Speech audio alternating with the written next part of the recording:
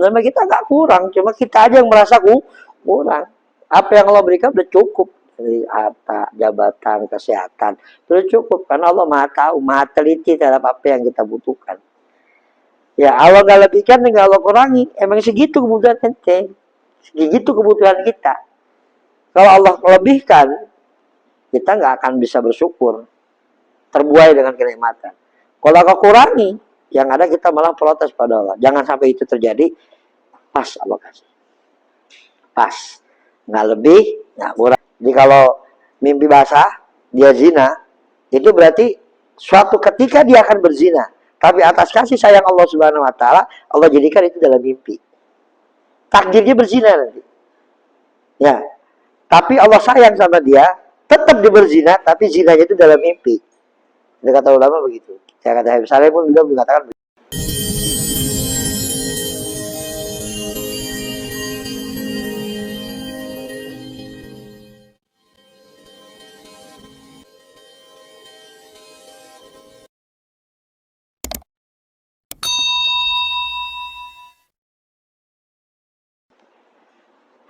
Bismillahirrahmanirrahim. Nabtahu al-ijazah biniyati ta'allum wa ta'lim wa nafal intifat tadhakkur tadhkir wa ifadat wal istighfar wa hatta ala tamassuki bi kitabillah wa sunnati rasulih wa du'a ila al-huda wa dalat ala al-khair ibtiga wa jilla mardati wa qurbih wa thawabi subhanahu wa ta'ala wa biniyati anna Allah yaghfiru dhunub wa yasturu ayyub sahagul matlub wa yasir umurana wa ikti hajatina yubalik maqasidina salimin aminin ghanimin mahfudhin marzukin warzuqna كمال المتابعة لحبيبنا محمد صلى الله عليه وسلم في الأقوال والأحوال والنيات والعبادات والعادات ويرزقنا رزقا كثيرا حلالا طيبا غير التعب ولا مشقة ولا محنة ولا منة ولا تب لحد وتجنبنا الحرام حيث كان حين كان لمن كان وبلغنا حج بيت الحرام وزيارة النبي عليه الصلاة والسلام إلى التريم وحواليه وإلى علينا وعليكم سنين بعد سنين وبعد أوام لا ما يحب ربنا ويرضى جل الإكرام ويهتم لنا بالحسنى ويرد خير لطف عافية بدت الأمور بطاعة الله ورضاه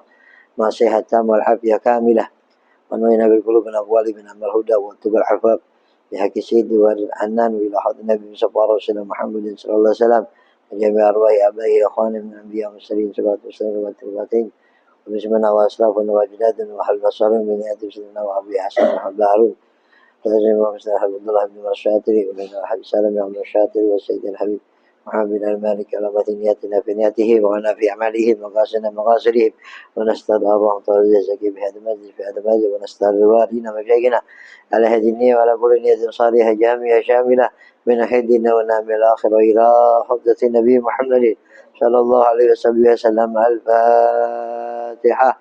أعوذ بالله من الشيطان الرجيم بسم الله الرحمن الرحيم الحمد لله رب العالمين الرحمن الرحيم مالك الدين إياك نعبد وإياك نستعين صراط المستقيم صراط الذين أنعمت عليهم غير المغضوب عليهم ضالين آمين. Assalamualaikum warahmatullahi wabarakatuh. Waalaikumsalam warahmatullahi wabarakatuh. Bismillahirrahmanirrahim. Alhamdulillahirabbil alamin wassalatu wassalamu ala asrofil anbiya wal mursalin sayyidina wa nabiyyina wa syafiina wa qurrati ayunina wa nuri qulubina wa maulana Muhammadin wa ala alihi wa ashabihi wa man tabi'ahum bi ihsanin ila yaumiddin. Subhanaka la ilma lana illa ma 'allamtana innaka anta alimul hakim. Rabbi shrah li sadri wa yassir li amri wahlul 'uqdatam min lisani yafqahu qawli wa saddid lisani wahdi qalbi bi haqqi sayyidina Muhammadin sallallahu alaihi wasallam wa ali amin amma ba'du. Qala sayyidina al-imam qudri syarq wa salibat wal bilad al-habib Abdullah bin Ali bin Muhammad al-Haddad wa nafa'ana bi ulumihi wa ulumi ibadil salihin fi hikamihi ila an qal ma taraka minal kamali syai'an man agama nafsahu min rabbihi maqama 'abdihi min nafsihi. Alhamdulillah, kita bersyukur pada Allah Subhanahu wa taala atas limpahan kenikmatan yang begitu banyak Allah berikan kepada kita sehingga tanpa kita rasa bahwa itu merupakan bagian dari nikmat Allah Subhanahu wa taala. Dan semua nikmat Allah itu harus kita syukuri. Namun kenyataan sebagaimana Allah katakan, wa qalilun min ibadiyasy syakur, sedikit dari hamba-hambaku yang bersyukur. Allahumma ja'alna minal qalil, mudah-mudahan Allah jadikan kita termasuk dari orang yang sedikit. Ya, sedikit yang bersyukur berarti kita minta menjadi orang yang sedikit, menjadi orang yang bersyukur atas nikmat Allah Subhanahu wa taala. Sekecil apapun yang kita dapatkan, apapun yang kita miliki, itu semua anugerah yang besar dari Allah Subhanahu wa taala. Ketika lau kusyifal ghita, ya kata ulama, lau kusyifal ghita la ra'an nasu jami'an ni'amillah lagalu fi hayati alhamdulillah. Nah, andai kata pandangan kita ini dibuka sama Allah Subhanahu wa taala, kita tidak akan melihat kecuali hanya pemberian saja. Maka yang tidak terucap kecuali alhamdulillah atas nikmat-nikmat yang begitu banyak. Jadi andai kata kita tahu ini dibuka sama Allah semuanya, yang kita lihat hanya pemberian, anugerah, keutamaan, kemuliaan buat kita. Dan nggak ada zikir lain kecuali hanya alhamdulillah, alhamdulillah, alhamdulillah. Ya, Imam Ibrahim bin Adham rahimahullah alaihi rahmatul abrar, manafa'ana bihi bi'ulumihi, beliau mengatakan, beliau suatu ketika melewati sebuah gua. Ya, di gua itu ternyata ada seorang abid, orang yang beribadah pada Allah Subhanahu wa taala, dengan lisannya tidak berhenti mengucapkan alhamdulillah, alhamdulillah, alhamdulillah, alhamdulillah. Ya. Padahal yang terlihat oleh Ibrahim bin Adham, beliau matanya buta, kulitnya bintik-bintik, kena penyakit cacar, tangan dan kakinya nggak ada. Ya, buta, kulitnya kena cacar, tangan dan kakinya nggak ada, tapi lisannya alhamdulillah, alhamdulillah, alhamdulillah, alhamdulillah. Kaget. Ya Syekh, ya, apa yang kau ucapkan kepada Allah, sebuah pujian-pujian itu, ya, berbeda dengan apa yang saya lihat. Seakan-akan tidak ada kenikmatan dalam dirimu. Nggak ada kenikmatan dalam dirimu. Mata buta, kulit sakit, tangan dan kaki nggak ada. Tapi kau mengucapkan alhamdulillah. Nikmat apa yang Allah berikan kepadamu sehingga kau seperti mengucapkan alhamdulillah terus. Kemudian dia mengatakan, ya Ibrahim bin Adham, kaget. Min aina ta'rifuni? Ente dari mana kau bisa kenal ana? Ente buta. Kenapa enggak? Ente buta enggak ngeliat ana, tapi ente kenal ana. Man arafallah arafa kulli syai. Orang yang kenal Allah, kenal siapa aja. Ya, orang yang kenal Allah mengenal apa saja. Jadi nggak perlu kasih tahu. Ya. Terus kenapa ini kok ngucapin alhamdulillah terus? Kata yang buta ini, abqani Allahu lisanan dzakiran wa qalban syakir. Atas apa yang Allah sisakan pada diri saya, sebuah lisan yang selalu mengingatnya dan hati yang selalu bersyukur padanya. Allahu akbar. Ya. Ya, itu kata beliau, itulah dua nikmat yang paling agung yang saya dapatkan dari Allah Subhanahu wa taala. Abqani Allah lisanan dzakiran wa qalban syakiran. Allah sisakan buat saya lisan yang selalu memujinya dan hati yang bersyukur pada Allah Subhanahu wa taala. Inilah kita dalam kondisi sehat walafiat, nggak ada kekurangan. Walaupun kita merasa kalau ada kekurangan aja perasaan kita. Ya, hanya perasaan kita, sebenarnya kita nggak kurang, cuma kita aja yang merasa kurang. Apa yang Allah berikan udah cukup, dari harta, jabatan, kesehatan, sudah cukup karena Allah Maha tahu, Maha teliti terhadap apa yang kita butuhkan. Ya, Allah nggak lebihkan, nggak Allah kurangi. Emang segitu kebutuhan ente, segitu kebutuhan kita. Kalau Allah lebihkan, kita nggak akan bisa bersyukur, terbuai dengan kenikmatan. Kalau Allah kurangi, yang ada kita malah protes pada Allah. Jangan sampai itu terjadi. Pas Allah kasih. Pas. Nggak lebih, nggak kurang. Ya kayak matahari. Nggak Allah majukan, nggak Allah mundurkan. Andai yang Allah majukan, kebakar semua alam semesta ini. Andai kata Allah mundurkan, beku semua dunia ini. Maka pas. Ya begitulah Allah Subhanahu wa taala. Sebenarnya kita merasa cukup sudah. Kalau kita mau merasa, sebenarnya apa yang Allah berikan cukup. Kalau kita merasa cukup. Namun kita merasa kurang. Ya udah gitu. Ya. Melihat orang begini pengen, melihat orang begitu pengen. Padahal yang ada di kita nggak ada di dia. Seharusnya kita bersyukur terhadap apa yang ada di kita tapi nggak ada di. Tapi kita melihat apa? Yang nggak ada di kita.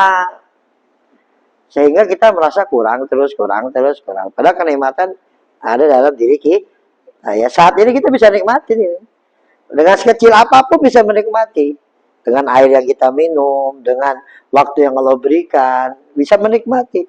Cuma perasaan kita itu terlalu merasa kurang, sehingga kita nggak menyadari. Detik ini pun kita bisa bahagia. Kenapa nggak bisa kita gunakan? Detik ini untuk bahagia, kenapa kita nggak bisa? Padahal bisa. Nggak perlu dengan yang lain-lainnya, nggak perlu kita harus merasakan ini, itu, dan sebagainya. Ya. Ya mudah-mudahan Allah berikan kita hati yang bersyukur dan lisan yang berzikir. Amin. Ahibbahil kiram ikhwani, teman-teman sekalian yang dimuliakan dan rahmati Allah Subhanahu wa taala, kita melanjutkan hikam Imamul Haddad, masuk pada hikam yang kedua. Ya. Gal mataraka minal kamali syai'an man aqama nafsahu min rabbih maqama 'abdihi min nafsihi. Seseorang itu tidak akan meninggalkan segala kesempurnaan di hadapan Allah Subhanahu wa taala selama seseorang itu ya berada di dalam kedudukan hamba di depan tuannya. Ya, selama dia merasa bahwa dia hamba di depan tuannya. Maksudnya apa? Ketika seorang budak berhadapan dengan tuannya, ya, budak itu kan harus melakukan apa yang diinginkan tuannya. Mau itu enak, mau tidak enak. Dia harus nerima, suka atau tidak suka. Dan dia akan melakukan apa yang terbaik buat tuannya. Ya, apa yang terbaik buat tuannya, dia akan melakukannya. Itulah budak. Dia nggak mau membantah tuannya. Dia nggak mau berlainan pemikiran dengan tuannya. Dia nggak mau berlari dari tuannya. Pokoknya tetap dia itu tuannya, pimpinannya. Ya, andai kata seorang merasa seperti itu kepada Allah Subhanahu wa taala, dia nggak akan lewatkan khidmah dia kepada Allah kecuali yang sempurna-sempurna saja yang dilakukan. Nah, itu. Ya, ketika dia berhadapan kepada Allah Subhanahu wa taala, dia akan melakukan yang sesempurna mungkin, semaksimal mungkin, sehebat mungkin. Apa yang Allah suka, dia ngelakuin. Itu kalau seorang hamba ya merasa dirinya itu sebagai hamba di depan tuannya. Bagi hamba saya ke depan tuannya gimana? Ya kan semaksimal mungkin dia bekerja kan, nggak mau melanggar. Ya apa yang didapat dari tuannya ya dia terima. Mau suka mau enggak, mau enak mau tidak. Itu kan hamba saya itu seperti itu. Sehingga Rasulullah sampai mengancam, hamba sahaya yang kabur dari tuannya itu nggak akan mencium bau surga. Hamba sahaya yang kabur dari tuannya nggak akan mencium bau surga. Sehingga hamba sahaya yang muslim mukmin nggak akan mau berlari dari tuannya. Mau gimana pun sikap tuannya tetap dia nurut. Nah, seorang mukmin ya di hadapan Allah Subhanahu wa taala jika merasa seperti itu, maka yang ada hanya kesempurnaan untuk Allah Subhanahu wa taala. Yang ada hanya maksimal untuk Allah Subhanahu wa taala. Nggak mau kurang. Ya jangan sampai Allah melihat kurang. Jangan sampai Allah melihat ada celah buat saya. Ya jangan sampai Allah melihat ada kekurangan untuk Allah, nggak ada. Pokoknya maksimal. Kalau kita kan enggak ya. Ya kalau sedekah yang udah bekas, yang udah nggak kepake baru kita kasih orang. Ya kalau giran yang bagus-bagus simpan dulu dah. Ya maksimal itu nggak apa-apa. Ya bukan satu hal yang salah. Ya bukan satu hal yang berdosa, nggak jadi masalah. Ya, cuma kalau ingin kebaikan yang lebih banyak, dan tanal birra hatta tunfiqu mimma tuhibbun. Kamu nggak akan dapatkan kebaikan yang maksimal sampai kamu menginfakkan apa yang lebih kamu suka. Tuh, ya dalam ibadah kita kepada Allah, dalam sholat kita maksimal. Ya bukan dengan sekedar nutup aurat, ya sarungan, kaosan, oblong. Ya udah gitu udah oblong bau lagi badannya, ya kan? Atau nggak pakai yang penting pusar sama lutut kelihatan, telanjang dada, ya sah sholatnya. Cuma adab mana Allah, adab kepada Allah nggak maksimal. Ya, walaupun sholatnya sah, itulah. Ya, maka ketika kita bersama Allah Subhanahu wa taala, tampilkan yang maksimal. Itu baru hamba itu. Hambanya Allah. Nah, kita dan predikat hamba Allah itu satu hal yang mahal. Satu hal yang mahal karena asli. Ya. Tas asli, tas original sama tas yang KW, bagusan mana? Original. Dibandingkan KW, walaupun KW satu tetap yang original. Nah, original kita ini hamba. Original kita ini hamba. Jadi nilainya mahal. Kita ini hamba Allah. Nabi lebih senang dilakukan hamba. Sampai Nabi kata, ana abdun. Ya, aku adalah hambanya Allah Subhanahu wa taala. Ana Abdullah, aku hanya hambanya Allah Subhanahu wa taala. Yaqulu kama yaqul abad wa yashrabu kama yashrabul abad. Aku ini hamba Allah. Makan seperti makannya hamba dan minumnya seperti minumnya hamba. Dan itu Nabi suka. Karena apa? Sifat asli. Dalam Al-Qur'an Allah sifatkan Nabi pada abad. Ya, subhanalladzi asra bi 'abdihi. Segala maha suci Allah yang telah mengisrokan hambanya. Nah, ini yang Nabi suka. Ya, dan sifat ubudiyah kita ini benar. Ya, kepada Allah Subhanahu wa taala. Kita ini hamba, dan itu sifat yang mahal. Ya, mudah-mudahan Allah berikan kita tahqiq hukukul ubudiyah. Ya, kita diberikan oleh Allah Subhanahu wa taala untuk mewujudkan kehambaan kita pada Allah Subhanahu wa taala. Ya, ada ubudiyah, ada abudah. Ya. Ada ubudiyah, ada abudah. Dalam ilmu tasawuf itu ada ubudiyah, ada abudah. Kalau ubudiyah itu murni pada Allah Subhanahu wa taala, nggak mengharapkan apa-apa. Itu ubudiyah namanya. Ya. Dia sholat gak mengharapkan surga. Kalau perlu, ya, saya ibadah kalau gara-gara surga, jangan masukin saya ke surga. Kalau saya ibadah untuk neraka, jauh dari neraka, bakar saya dengan neraka. Begitu itu ubudiyah namanya. Ya, belum nyampe dah itu mah ya, belum nyampe. Tapi kita perlu tahu seperti Syekh Abdul Qadir Jilani kan. Ya Allah, kalau aku kata Syekh Abdul Qadir Jilani, ya Allah, kalau emang aku ibadah mengharapkan surgamu, tutup surga dariku. Dan kalau aku ibadah takut karena nerakamu, bakar aku dengan nerakamu. Tapi kalau aku beribadah hanya untuk melihatmu, jangankan harapkan aku dari melihatmu. Kalau kita kan mengasal dimasuk surga, dapat bidadari. Emang lah bang, rumah bosan. Nah, yang rumah bosan katanya, pengen bidadari surga. Ya, itu umumnya kita nggak jadi masalah, bukan hal yang. Tapi kita tahu bahwa di sana itu ada orang melebihi dari kita. Dikira kita udah masya Allah ya ibadah pengen surga, taat. Ternyata ada yang lebih tinggi lagi. Ya, yang makam ubudiyahnya itu. Ya, ubudiyahnya itu. Ya, kalau aku suruh ibadah pengen surgamu, tutup surga dariku. Kalau aku ibadah karena takut nerakamu, bakar aku dengan apinya. Kalau aku ibadah untuk melihat wajahmu, maka jangan kau palingkan wajahmu dariku ya Allah. Kalau kita kan pengen surga ya, pengen selamat dari neraka nggak apa-apa. Pengen bidadari yang cakep. Mau berapa bidadari, Sep? 70, 80, 90, 100. Asal kuat aja lu, Sep. Ya, kan setiap satu mukmin 70 bidadari. Dan 2 wanita surga. Wanita bumi, maaf, wanita bumi. Satu laki nih, bang. Satu laki 70 bidadari. 2 perempuan bumi. Yang satu bini ente, satu bini orang aneh ya. Yang satu perempuan yang nggak nikah meninggal dunia. Yang belum nikah meninggal dunia. Nah itu dia buat kita ntar. Ya, kira-kira sekarang ada pelawar meninggal buat gue ini. Ya, itu 2. Makanya ketika awal-awal neraka perempuan banyak. Ya, awal-awal di neraka perempuan banyak, tapi di akhir perempuan di surga banyak. Paling banyak daripada laki ntar. Ya, awal-awal di neraka perempuan banyak emang. Nabi kan cerita di neraka itu banyaknya di awal-awal. Tapi ketika di akhir, ketika surga sudah masuk surga semua, orang surga masuk surga semua, orang neraka masuk neraka semua, di surga perempuan banyak.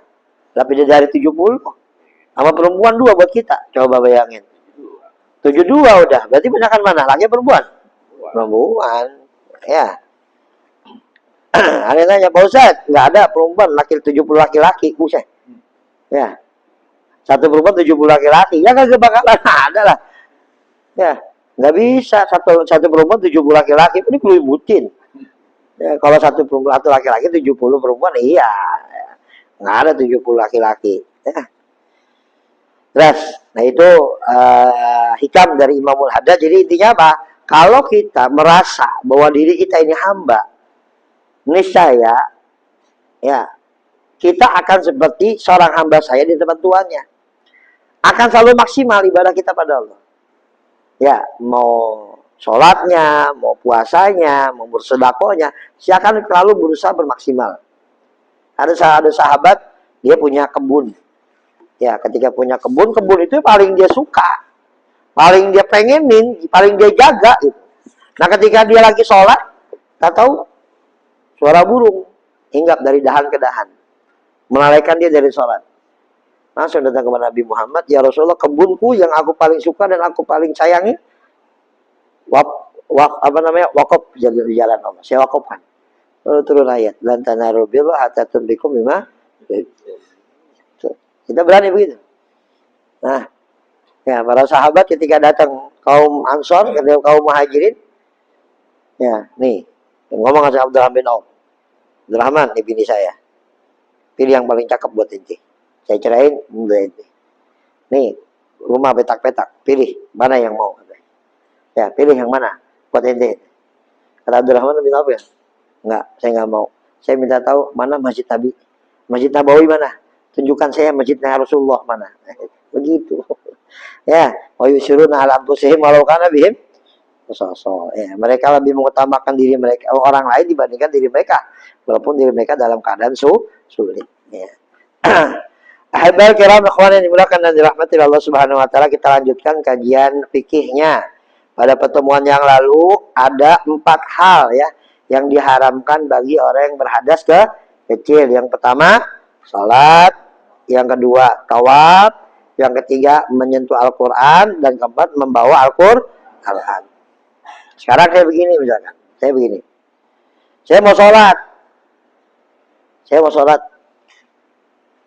ya saya masih saya udah batal apa enggak ya? Tapi saya yakin wudu, saya udah batal apa enggak ya? Yakin wudu, saya langsung sholat boleh nggak? Boleh nggak? Saya udah batal apa enggak ya? Ya, saya ragu batal, tapi yakin wudu, boleh langsung sholat nggak? Atau begini, saya tadi wudu nggak ya? Wudu nggak ya? Nah, boleh langsung sholat nggak? Yang pertama boleh? Kenapa? Kenapa?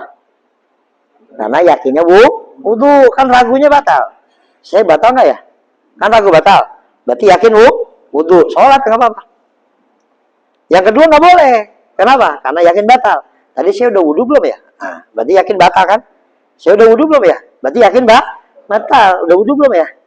Yakin batal, ragu wudu, nggak boleh sholat wudu. Ya wudu, karena dia yakin batal, ragu wudu. Nah, kalau dia wudu, ini wudu nih, dia sholat, Allahu Akbar. Emang batal dia sebenarnya, emang batal. Ya, emang yakin batal dia. Ya, nah itu wudunya sah nggak? Sholatnya gimana? Dia udah wudu. Kan ragu, saya tadi udah wudu belum ya? Ya udah wudu belum ya? Kayaknya belum ya wudu kan? Ya, emang ternyata dia itu batal masih. Nggak ragu. Yakin atau dia batal. Sah nggak wudunya? Sah nggak? Dia udah wudu tadi. Sholatnya sah nggak? Dia yakin, wah emang saya batal tadi. Nah, sah nggak sholatnya? Kenapa? Karena sholatnya itu dilaksanakan dalam keadaan ragu batal. Dan wudunya dilaksanakan dalam keadaan ragu batal. Maka wudu yang dilakukan karena ragu batal itu tidak sah. Ya, karena ada satu syarat niat itu adamul muqtadi.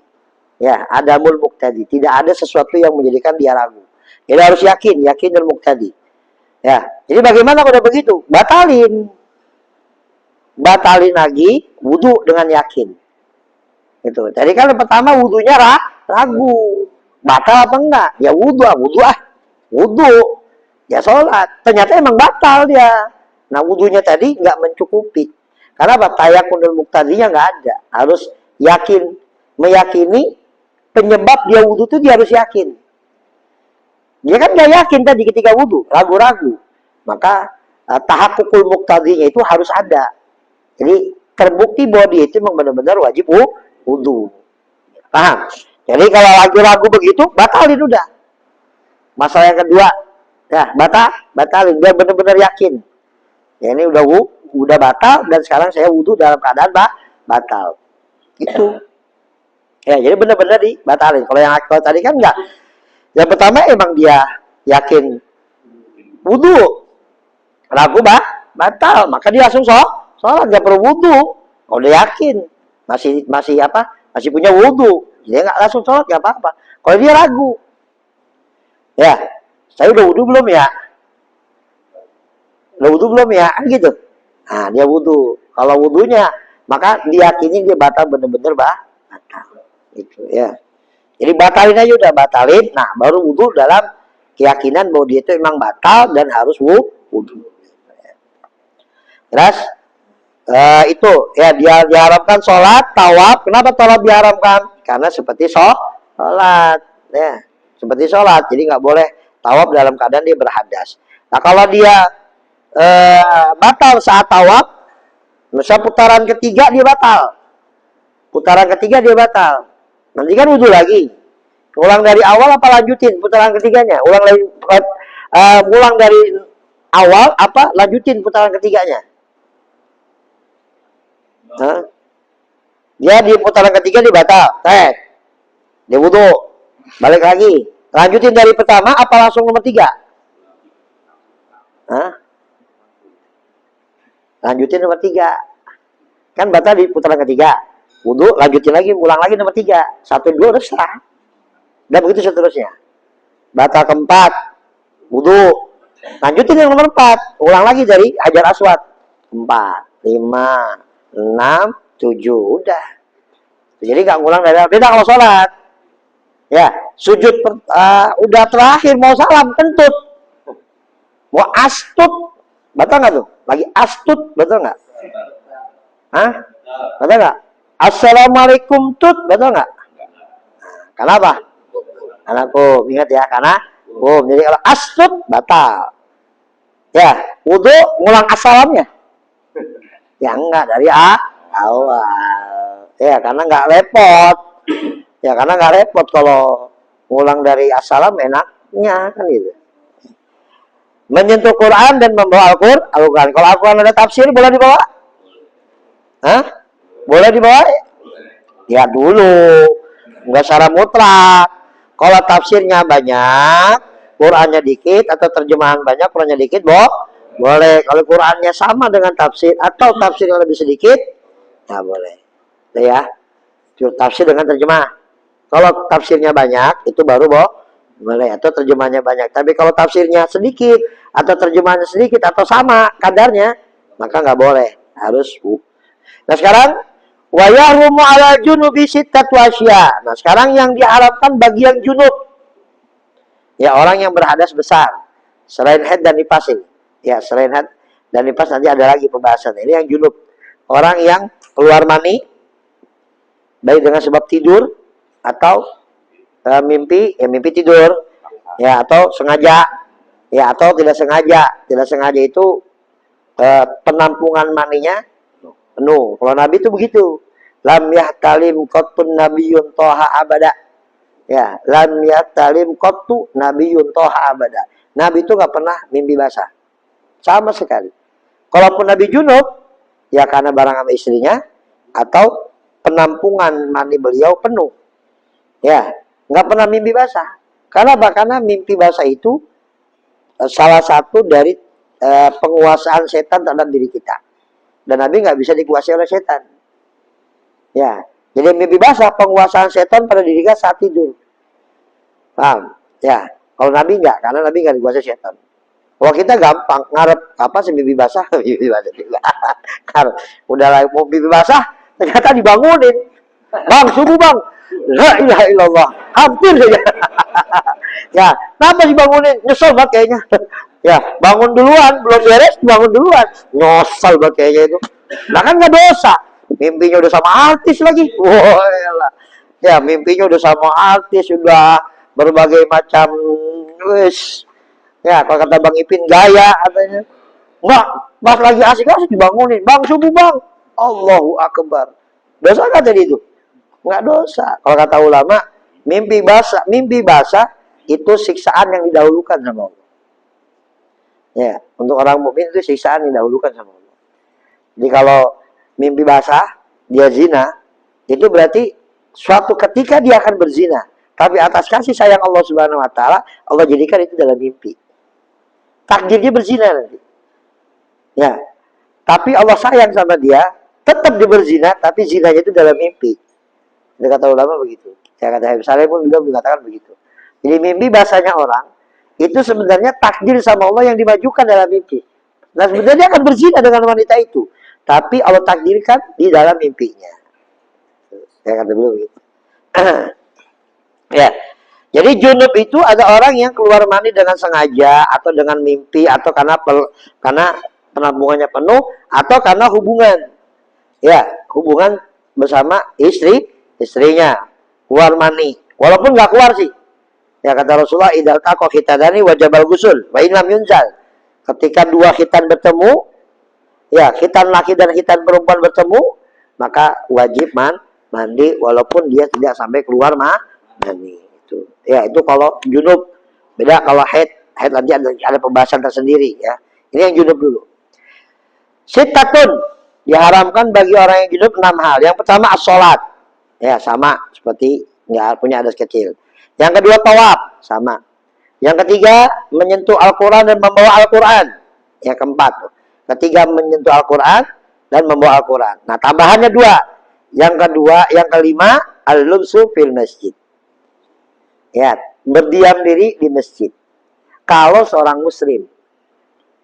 Ya, kalau seorang muslim.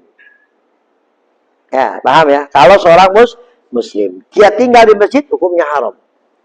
Kecuali kalau dia kafir. Orang kafir junub di masjid nggak apa-apa, nggak haram buat dia.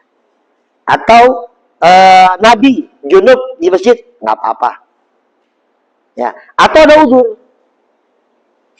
Ya, ada uzur seperti apa? Pintu kunci. Dia lagi enak tidur pojokan di samping mimbar, orang nggak ada yang tahu. Lagi tidur di masjid, mimpi basah. Ya, pas mau keluar dikunci semua pintu, nggak bisa keluar. Ya udah nggak apa-apa, tinggal masjid. Ya, atau pas mau keluar ada bawa, ya ada orang lagi ada keributan, ya huru hara, nggak selamat saya kalau keluar masjid. Bahkan ada debt collector, ya, nagih utang, kita ngumpet di masjid, kebetulan junub, nggak apa-apa.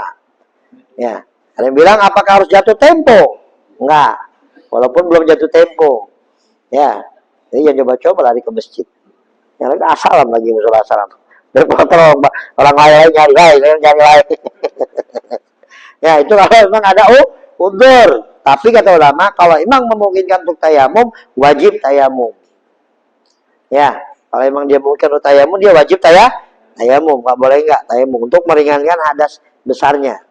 Jadi haram untuk tinggal di dalam masjid dan termasuk tinggal taradud.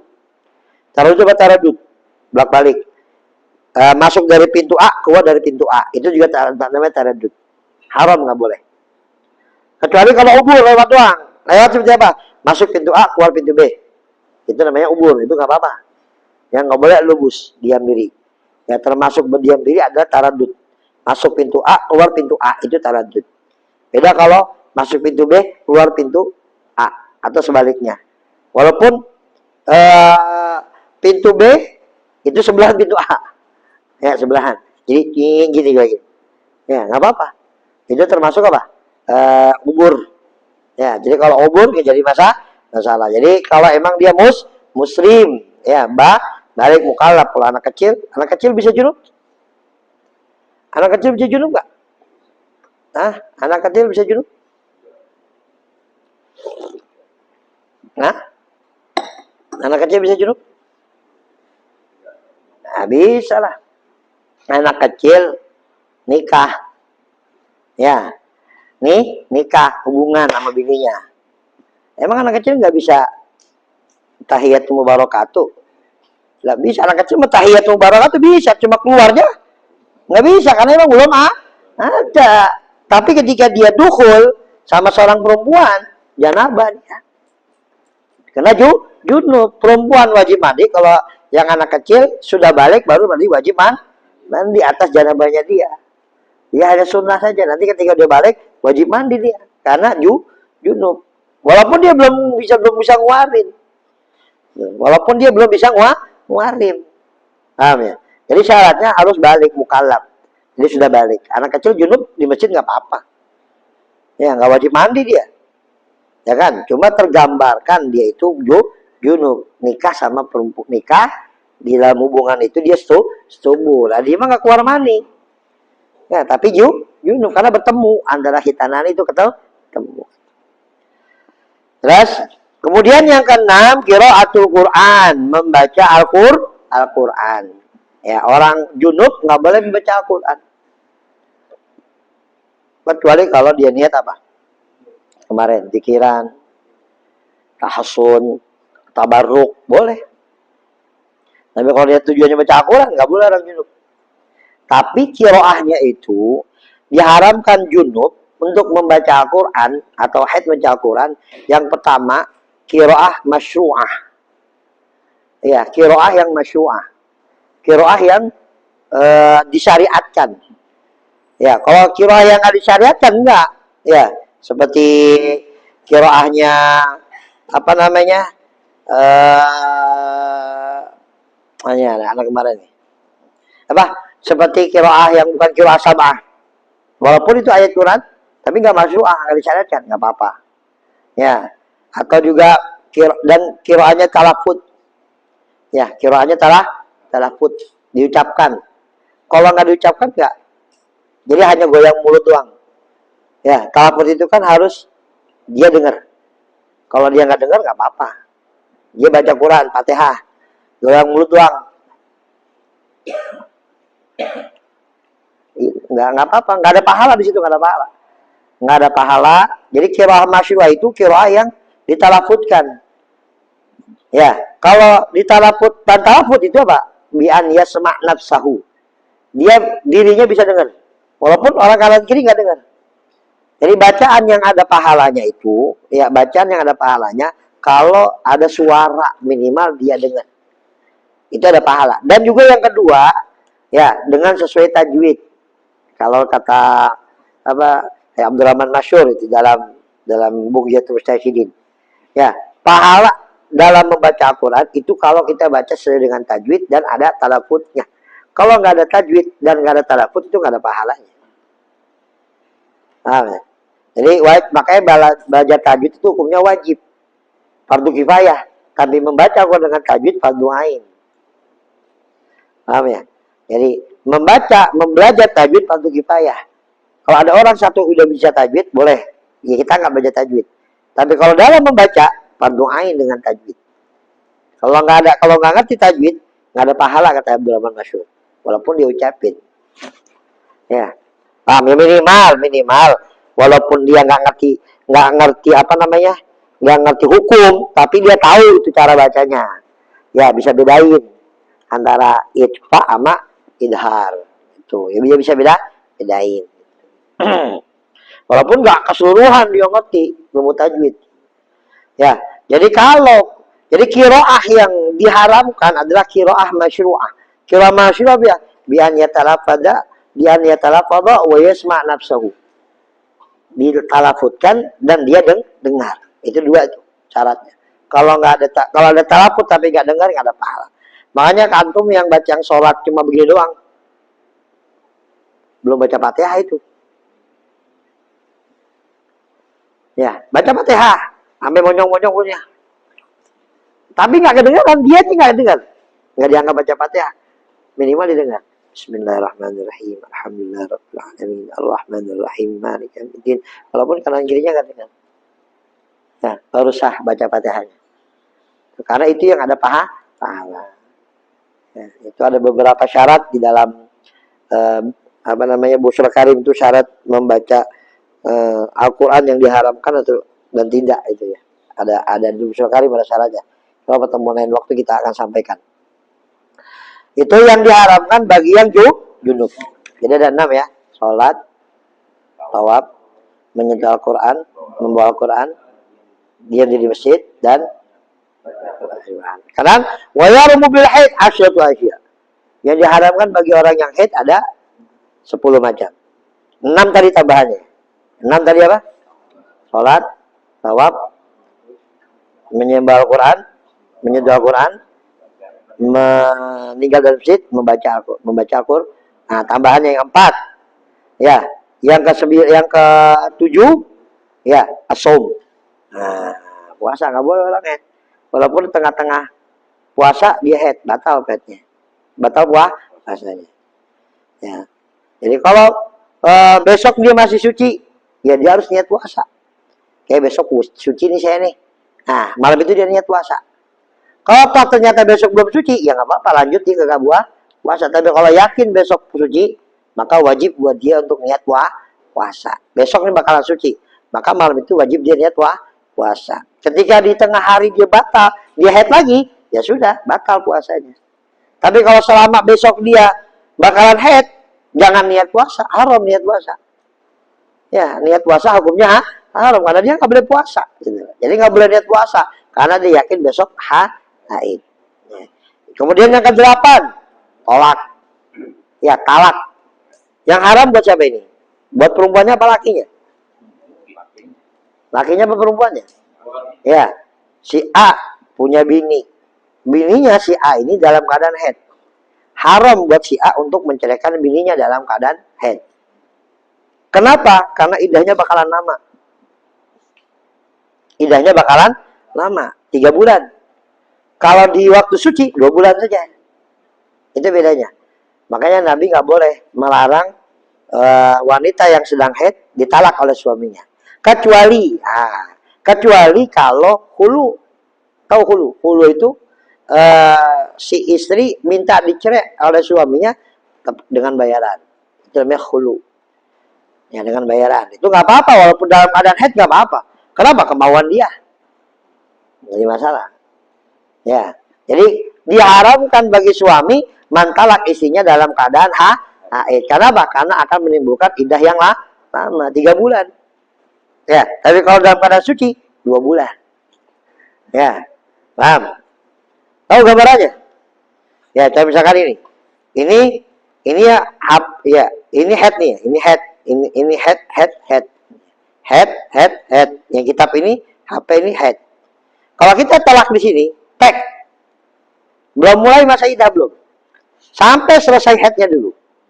Baru masuk 1 kali. Masuk head kedua 1 kali sucian. Masuk suci kedua. Setelah suci kedua, masuk head ke-3. Baru 2 kali sucian. Kelar masa sucian ketiga ini, baru selesai suci. Baru dia boleh nikah. Karena 3 kali head. Tapi kalau waktu suci, ditalak di waktu suci. Ya, masuk head 1 kali sucian. Kemudian selesai head, ya pertama suci kedua. Ya, masuk head ketiga. Masuk head kedua. Selesai head kedua, selesai sudah. Itu lamanya di situ.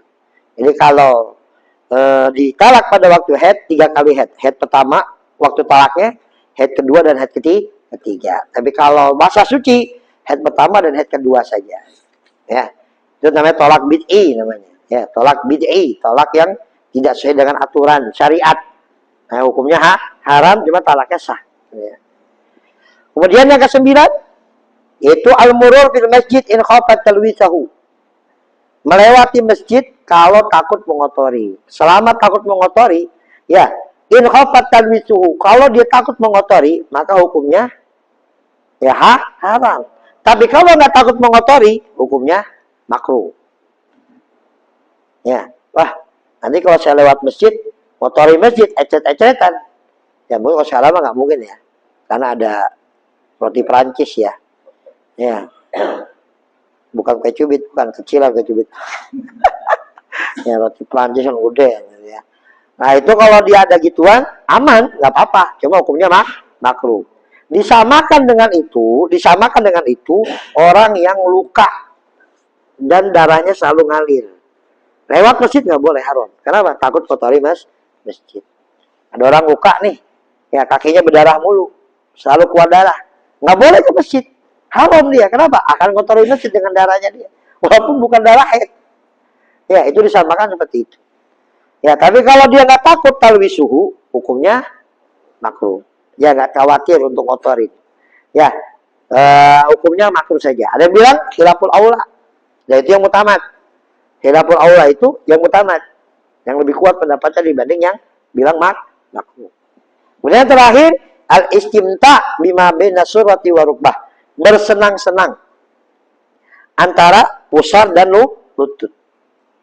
Jadi ada ulama yang menjelaskan dengan kalimat istimta, ada ulama yang menjelaskan dengan kalimat mubasyarah.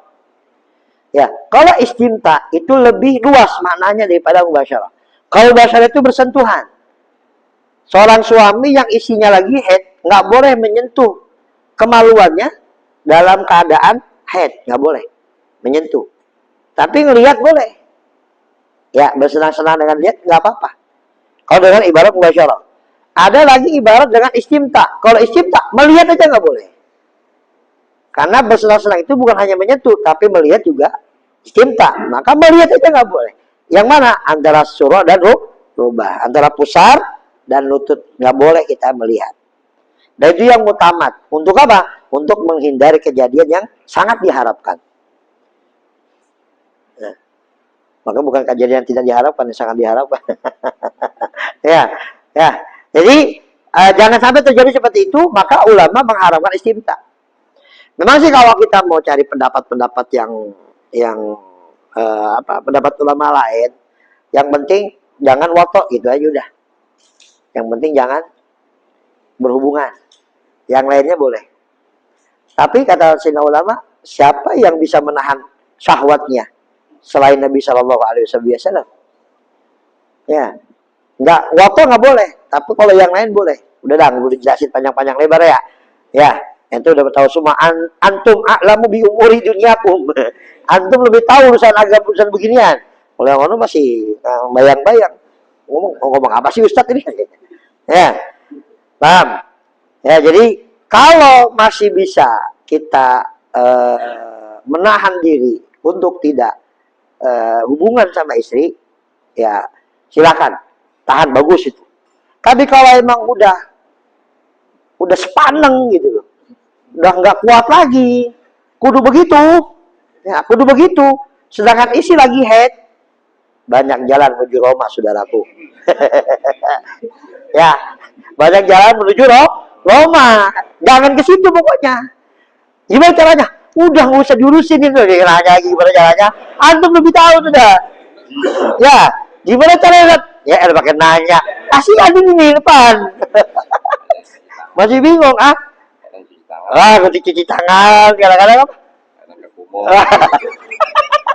Pak, habis makan, Pak, habis makan. Kadang makan bini, cuci tangan sama kumur. Itu maksudnya. Ya, yang penting jangan jima. Itu pendapat itu yang penting jangan jima. Ya, itu pendapat yang kalau antum nggak kuat dan sebagainya, nah itu jangan jima aja pokoknya. Ya, yang penting jangan jima. Kalau udah jima udah haram itu, nas Al-Quran udah. Tapi kalau masih bersentuhan, melihat, itu boleh khilaf para ulama mazhab Syafi'i. Tapi yang utama tetap nggak boleh bersentuh melihat. Ya, wilayah atas lah. Ya, apa namanya? Seksi Wilda ya. Seksi Wilda ya. Belum paham kan? Tanya sama Bang Roni.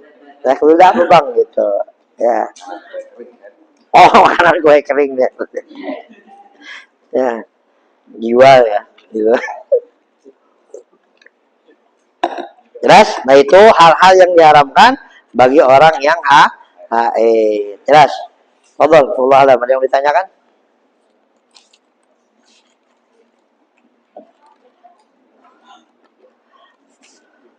Ya bang. Tadi dikatakan haram masuk masjid dalam keadaan ini. Kalau musola ini juga. Musola bukan masjid, jadi nggak apa-apa.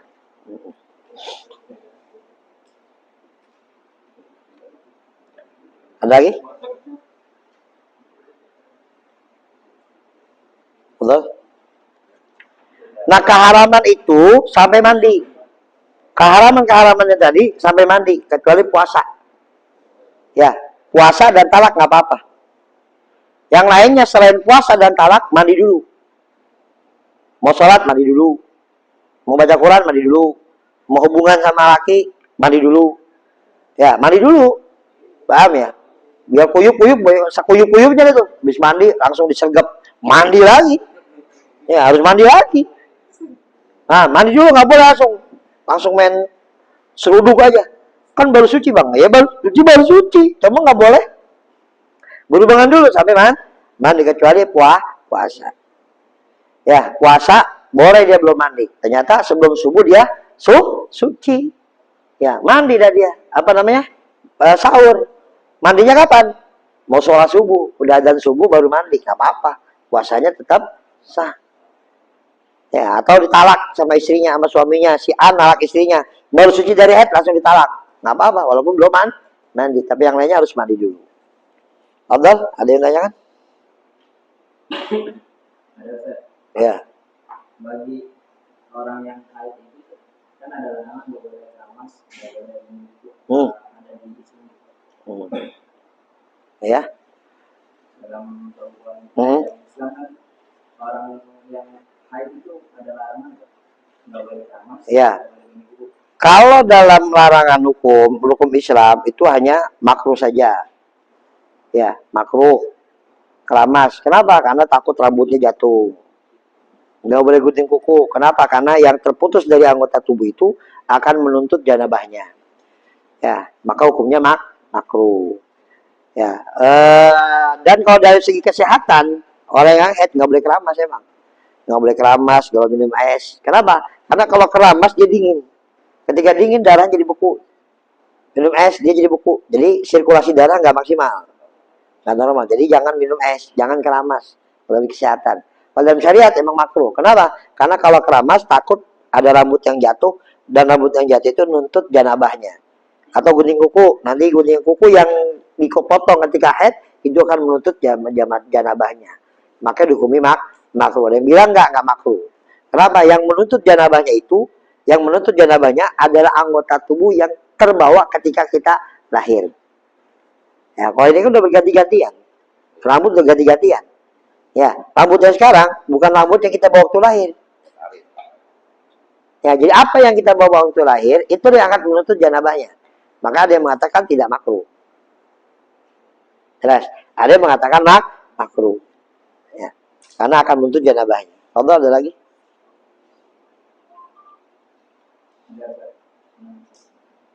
Di kampung kan ada masjid Terbengkalai. Kalau berdiam diri di masjid Terbengkalai, selama itu namanya masjid, walaupun nggak dipakai sholat, tetap nggak boleh. Selama itu masjid. Lain kalau musola. Masjid, walaupun terbengkalai, tetap hukum masjid. Hukum masjid itu masih ada. Walaupun udah nggak ada jamaahnya. Udah nggak ada yang sholat. Nggak ada yang taklim. Jadi alang-alang. Tetap. Nggak boleh dibangun yang lain selain masjid. Karena udah wakaf masjid. Dari sampai langit ke-7, bumi ke-7 udah masjid. Walaupun nggak ada yang sholat, walaupun nggak ada yang itikaf, terbengkalai begitu, masjid. Sah itikaf, sunnah tahiyatul masjid, haram buat yang junub tinggal di situ. Jelas. Ada lagi? Ini sampai hari kiamat itu masjid, sampai hari kiamat. Apalagi udah diwakafin ya. Sampai hari kiamat itu. Ada lagi? Alas? Al-Fatihah bikubul wa tamami usul ma'mul wa sallallahu alaihi wa sallam batinan dafitan kulli syar jari bitan kulli khair لنا ولدينا مشايخنا أن النبي قلوبنا قوالبنا ما الهدى واتقوا العفاف والموت على دين الإسلام والإيمان بلا من تلم دهم بحج ونان إلى حد النبي صلى الله عليه وسلم محمد صلى الله عليه وسلم لما روي آبائه وأخوانه من الأنبياء والمرسلين صلوات وسلام على النبي صحابة كرامة التابعين وجميع الأولياء والشهداء الصالحين وعلماء المرسلين وأبو حسن المحدثين والعلماء العالمين أي مكان وحالات أرواحهم من شريك العالم المغرب ببارية نبي حسن بن محمد بهارون وخديجة بنت محمد مهان أبي قاسم بن أحمد بهارون وصحابه بن أحبار وزوجاتهما سيدنا أبي عبد الله بن مرشاد أولاده محمد بديع بن بكر والحسن بن سالم سيدنا محمد الملك عباس بن مالك سيدنا ابن نجيب طه شقاب وداد بن شقاب شيخ بن شقاب سيدنا أنس بن علي بن مشهود وزولهم ومريهم ومن أرواح رجال دار ودار بطريم وخواسيم وسلم بريم سيدنا ابن علي مشهور بن محمد بن سالم بن حبيب وسيدنا عبد الله بن محمد شهاب الدين أبو بكر علي بن علي مشهور وسلم بريم ثم أرواح والدي وعليكم ومدينة ومدينة ومدينة مسلمة خاصة عامة ثم أرواح من تسلق لهذا المجلس وتعلم فيه وقال خير فيه وأحمله وسلم بريم أنا ذكرهم برحمة ومغفرة وسيكم الجنة ويجعلين بركاتهم وأسرارهم وأنوارهم وعلومهم في الدين والدين والآخرة ويجعلنا نجزم ورزقنا محبتهم ويتوبنا على بلتهم وعشنا بلادهم خلفا فيها على ديننا ولنية الصالحة جامع شامل في الدين والآخرة إلى حد النبي محمد صلى الله عليه وسلم على الفاتحة. أعوذ بالله من الشيطان الرجيم بسم الله الرحمن الرحيم الحمد لله رب العالمين الرحمن الرحيم مالك يوم الدين إياك نعبد وإياك نستعين اهدنا الصراط المستقيم صراط الذين أنعمت عليهم غير المغضوب عليهم ولا الضالين آمين. يا ربنا تربنا بأننا تربنا وأننا أشرفنا أشرفنا فتوب علينا توبة تغفر لكل حوبة واستر عنا عوراتي وآمين لوالدينا ربي والمولدين أهلي والإخوان إلاني بكل ذي محبة أو جيرة أو صوبة بالمسلمين أجمع آمين ربي اسمع فضلا وجودا منا وباكتساب منا بالمصطفى رسولي رضا بكل ذولي بالمصطفى رسولي نهضى بكل سولي بالمصطفى رسولي نهضى بكل سولي صلى وسلم ربي عليه حتى الحبي وآله وصحبه إلى تقص صوبي والحمد لله في البدء والثناء حمدا كثيرا دائم محبة النسائم. السلام عليكم ورحمة الله وبركاته.